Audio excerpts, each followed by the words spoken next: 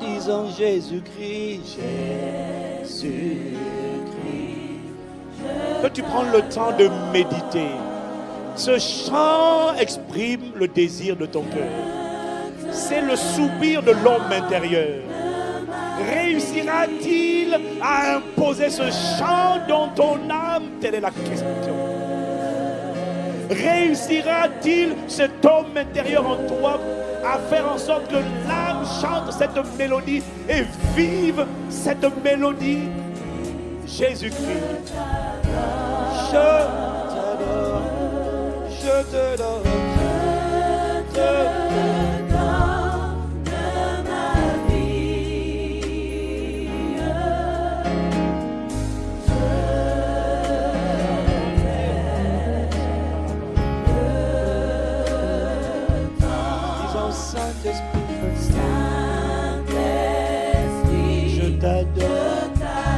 je te donne ma vie. Je veux me décharger. Je veux me décharger. Je te donne mon âme. L'âme c'est la vie. Je te donne mon cœur, mon âme, ma volonté, mes sentiments, mes pensées. Ne me laisse pas seulement te donner. Je dis Saint-Esprit, accorde-moi la grâce de me laisser guider par tes paroles, de me laisser conduire par toi, de me laisser éduquer par toi. Éduque-nous, explique-nous ces choses en profondeur la semaine prochaine.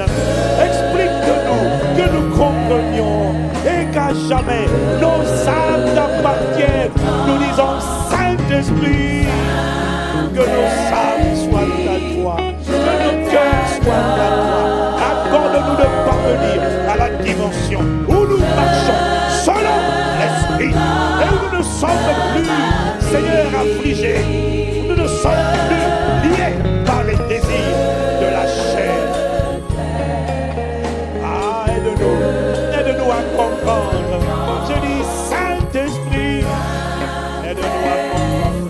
Esprit de vérité, esprit de révélation, esprit de lumière, esprit de connaissance.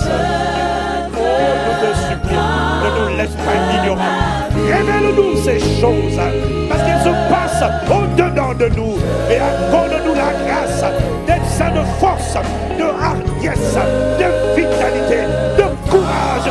Parce que l'homme intérieur devra être fort pour coloniser l'âme, pour la libérer de l'emprise de la chair.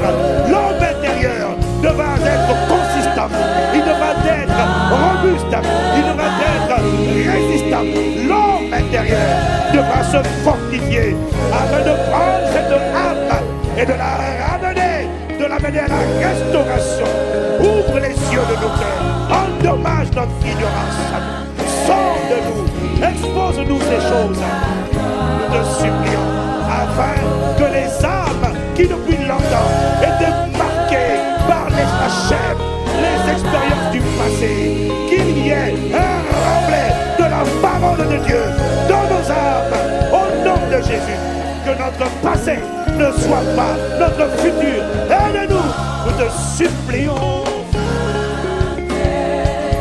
Esprit de vérité, esprit de connaissance, esprit de révélation, esprit de grâce, esprit de puissance extraordinaire.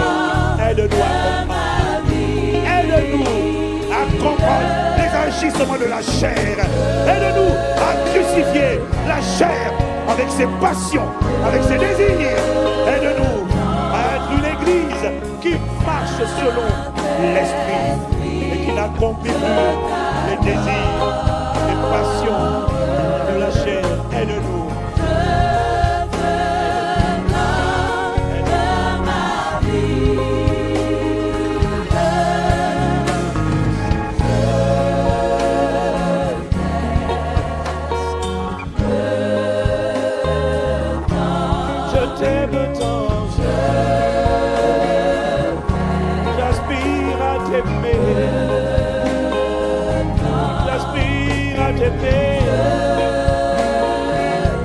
Que mon âme s'attache à toi. Que mon âme soit colonisée par toi. Que mon âme te bénisse. Que mon âme te loue. s'élève. Que mon âme te reconnaisse. La chair est ennemie de Dieu. Il n'y a rien à faire pour elle. Mais il y a de l'espoir pour mon âme. Les flots divins doivent impacter mon âme afin d'impacter ma vie, d'impacter mon corps, d'impacter mon travail. Il faut que mon âme soit restaurée. Restaure mon âme.